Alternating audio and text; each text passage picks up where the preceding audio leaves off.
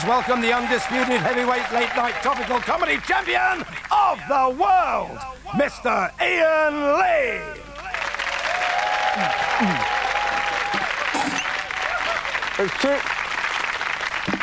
It's Tuesday, the 16th of March, 1999. Welcome to the 11 o'clock show.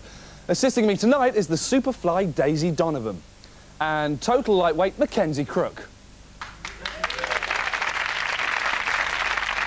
Every evening, the 11 o'clock show brings you the headlines of the day in our own special way, the Tommy Vance way. So here he is with Tommy Vance's News Slam. Go, Tommy, go! Tuesday, March the 16th. Brussels, Belgium, Europe, the world is in disarray as the entire European Commission quits in shame. It's claimed they didn't know what they were doing. Bullshit! Of course they did. They were getting bucket loads for doing sod all. Ha! Nice one, Kinnock. You've done well for yourself, you useless Welsh tit. From resignations to calculations, and the government wants the country to be full of maths. Carol Vorderman's heading the campaign. Why? Because of her stunning arithmetic skills. They call her the new Stephen Hawking. But come on, she's got much better legs. From mathematical vixens to a great big Dixons. And Blue Water Shopping Centre opens in Kent. It's the biggest complex in Europe. It must be brilliant. It's got a Wallace. And enough parking for 80,000 pikeys. From a Jippo's day out to a snuffling snout, and wild boars are causing havoc in England's dales. This woman says they've been eating her lambs. Shut it, Larry. Pigs eat sheep. It's the law of the jungle. And Dorset.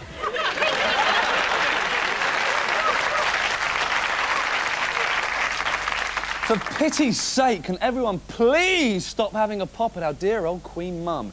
Here's the Sunday Times. High-living Queen Mother runs up £4 million overdraft. All the papers are hysterical about it. She's the Queen Mum, for Christ's sake. She's a ruler. And we want our rulers wedged up to the max, because having our bosses shitting fivers like there's no tomorrow is how we show the world that classist Britain is class. And to be fair, the Queen Mother is 99 this year. By any estimate, that is very nearly dead. It's too late to start saving now. She might as well carry on pissing money up the wall. The Queen Mum is pure rock and roll. She's got it all. Keith Richards' skin, Shane McGowan's teeth, and Gary Glitter's hair. The Queen Mum is the jewel in the crown of the crown. We should be chucking money her way. And that's why we're starting a campaign to put a penny on income tax just for the Queen Mum. God bless her. Just 1 penny of our money will give an old woman the will to live it up, however briefly. And our tax expert, Mackenzie Crook, explains. Right, let's make this simple. I'm the Queen Mum, and this is what I do to make us all look good. I've got these castles. I've got plenty of nags. And my radiators run on this. But it all costs money, and if I don't get my gloved hands on more of your cash, I'll have to lose one of these castles, suck the hot champagne back out of my radiators, and I'll have to turn these into this.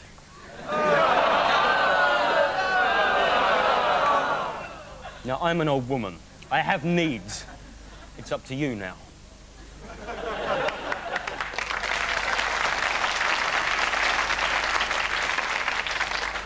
Don't applaud him. The choice really is that simple. Come on, people of People's Britain. Between us, we can force Gordon Brown to put a penny on income tax for our dear old Queen Mum. After all, no one wants to see her ending up looking like this.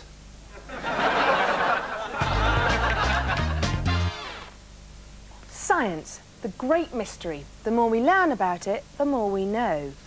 And what better time to learn than now, because this week is Science Week. I know, I can't believe it's been a year since the last one.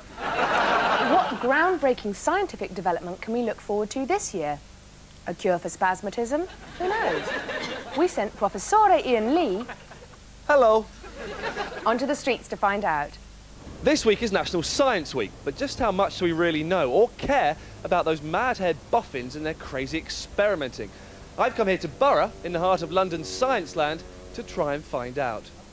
can I ask you to put your hands like this? Now you've got a fag on. Now I'm going to put my hand in like that. Now open up your hands from behind and have a look in. What does that look like? What does that look like? Exactly. If I drop them, which one's going to bounce the highest? They're both the same. Yeah, yeah, they are. They'll crank. Okay, let's just see. Right, that one. Oh, come here. This one bounced the highest. If I could ask you, if you could just spit in the Petri dish there, we'll put it under the microscope and have a look, see what's happening in your saliva glands. Lovely. Okay, let's put this under here. Now, we've got the 3 perfumes here. Yeah. Could you squirt, first of all, perfume A into the eyes of the guinea pig, and we'll just see which one does the most damage. I don't know what we do. No. It's just okay. I'm not prepared to do that. Okay, just in the general direction of its face. Okay, fine. One of these is actually toxic. Yeah. The other 2 are fine. So one will blind it. The other 2 will be fine. It's okay, Karen. Lovely. Now, while I hold him, could you try and get that cigarette in his mouth so he inhales the smoke? Just so he inhales the smoke, so we can test. No? Okay. So there we have it. Science really can be a lot of fun, if only people will get more involved. This has been Iain Lee, The 11 O'Clock Show, London.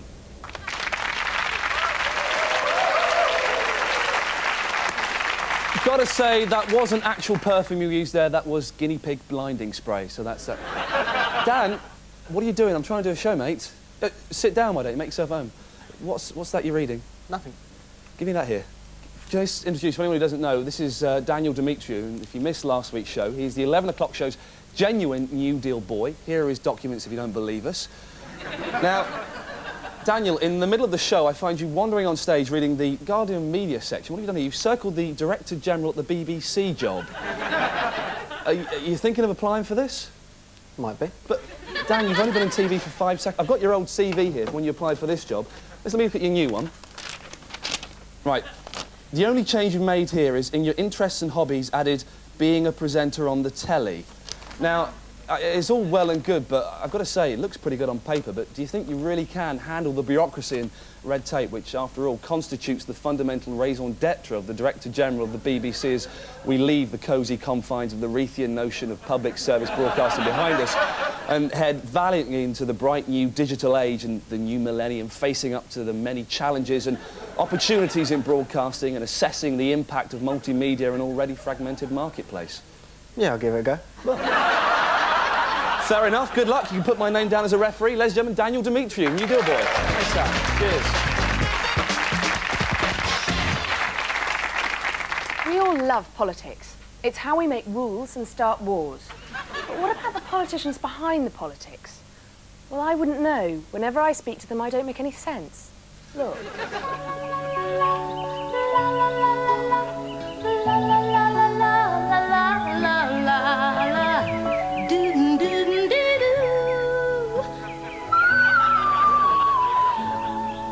Tell me, what don't you know? What don't I know? Far more than what I do know. Far more than what you do know? Exactly. What do you know? Well, I think was it Socrates who said that the wisest man is the man who knows that he knows nothing? I think so. Do you think as a politician you follow through? I certainly do. I have a sort of dog-eat streak. In politics is a dirty game. Do you ever feel like, you know, you just want to fist someone? No. Really? No. Not one person? No. I suppose sometimes you must feel quite retiring. Is what we see the tortoise head emerging from the bottom row? You have to be careful of your personality in public life. I regard myself as a public servant trying to deliver a better society in the next millennium. If you're a servant, who's the king? The people. That is wonderful. I mean, I think life is all about building a row of bricks, and as you go through life, you carry on placing more bricks on that row. So there are organisations... How many bricks? The number I have in my mind is 10. Do you speak the language to shout the love? Do I speak the language to shout the which? Love. I think you speak a language, but you also have to show that you have the capacity not just to use words, but to deliver results. And do you have the capacity to use words? Is there a reason why the pain is in the word campaign? I like it, but it's not spelt the same way. Not really good at my spelling. Got a good lesson from Virginia. Sort of endlessly wasting time on debating points isn't really my style. No, and I suppose when the ant dances, the bowl almost laughs, doesn't it? It's like, you know, if you're... Your metaphors are wonderful. Oh, and thank you. I don't really think in those terms, but I appreciate your metaphors.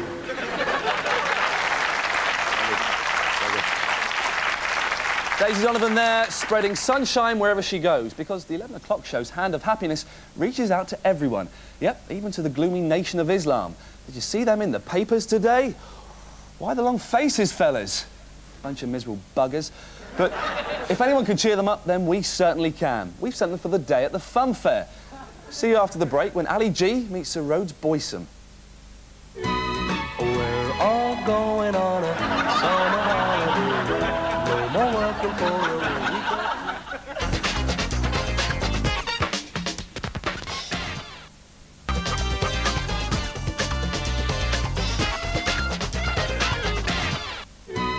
We're all going on a summer holiday. No more working for a weekend.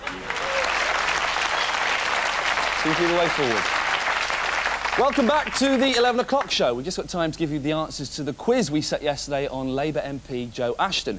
Question 1, the answer was in a Thai brothel in Northampton. Question 2, 2 Smokey Robinsons and a backdoor screamer. Opening a bottle of Coke without the use of hands is an extra tenner.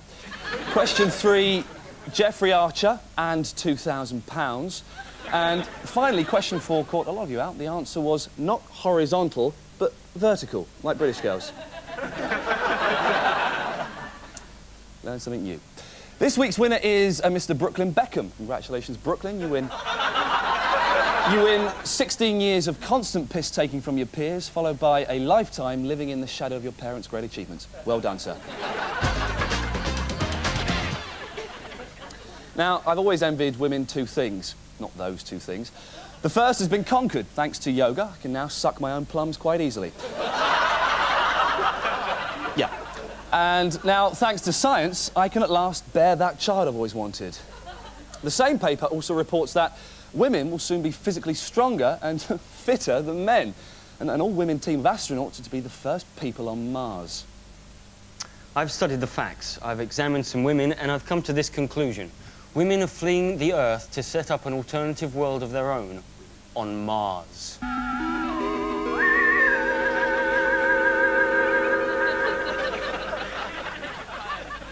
Well, if Mackenzie turns out to be right, I'll be one of the lucky ones. I'll be on Mars, or Girls' World, as it'll be known. Each day, I'll wake up in fresh linen sheets with my beautiful wife beside me, and we'll revel in the understanding of each other's bodies until breakfast. Back on Earth, or Manland, as it will be called, I'll be waking up in a pub car park having been loved into unconsciousness by sexually frustrated and heavily pregnant squaddies. On Girls' World, we'll spend the weekends discussing the loveliness of everything, singing songs and revelling in the understanding of each other's bodies. At weekends on Manland, men's sexual frustration will boil over. Half of us will go fishing, the other half will spring from the river with swollen knobs and enter the furious fisherman. All in all, life on Girls' World will be happy, contented, peaceful, and shower time will be fun time. Manland will be exactly like prison. You'll live in fear of the big men, you'll never look anyone in the eye, and you'll be very careful not to drop the soap in the shower. But will men having babies lead to women moving to Mars? Please welcome today's guest, a pioneer of and one of the world's leading authorities on fertility treatment. From the London Fertility Centre, it's Professor Iain Craft. Lovely. Just got to say, just thought of something ahead. We're talking about space. Your last name's Craft. Your middle name isn't Spacecraft, is it? Nope. OK. Now, is it true that you are one of the country's leading fertility specialists? Correct. Fantastic. Is it possible that in the future men will be able to give birth to babies? Theoretically, it might be possible, but it would be very, very dangerous and quite ludicrous. So, in a one-word answer, Yes. That's right. And how likely, on a scale of 1 to 10, 1 being not at all, 10 being very, very definite, how likely is it that the man world, girls world scenario, those two crazy characters talked about, how likely is that to be? Very unlikely, 1 at the most. It's not going to happen at all? Not going to happen at all. That's great, ladies and gentlemen. Professor Iain Craft, thanks a lot. Thank you. Thanks very much.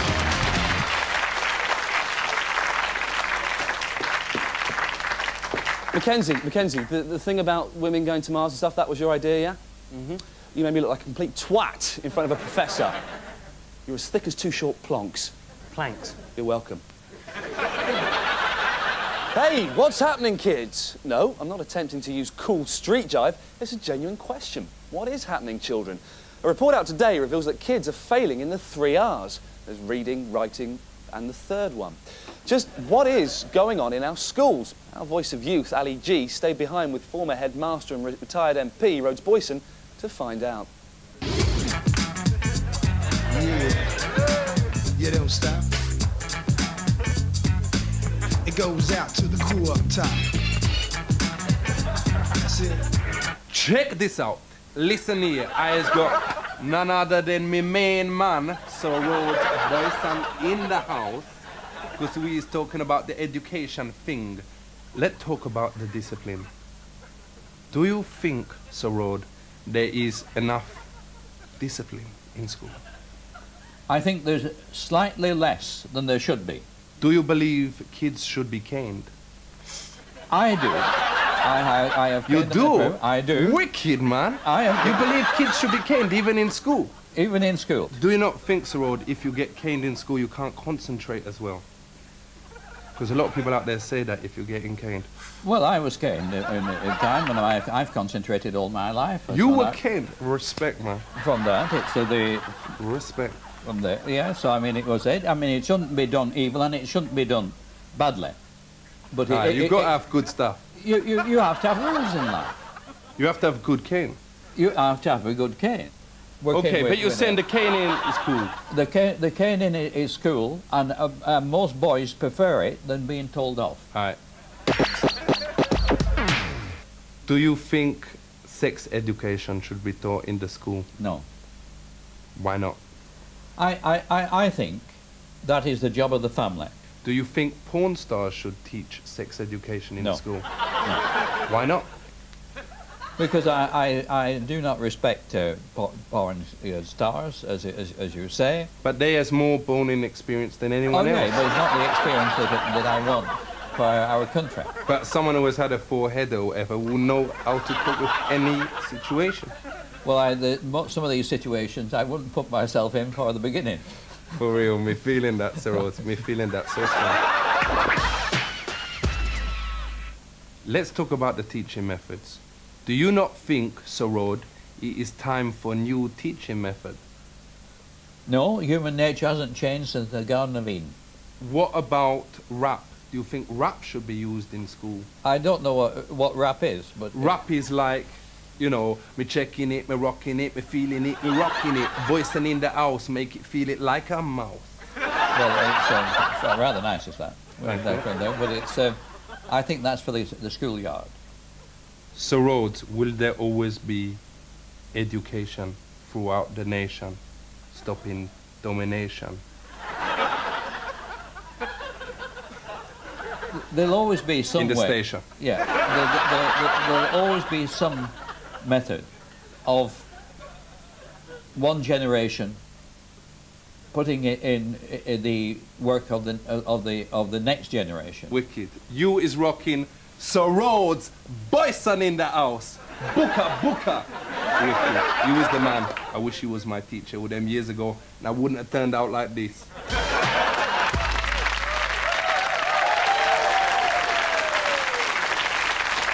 Today, catastrophe in Europe. It's a tale of corruption and cronyism. It's in all the papers, but are they giving us the whole story? Let's find out what the papers ought to say in our regular feature. It's also called What the Papers Ought to Say.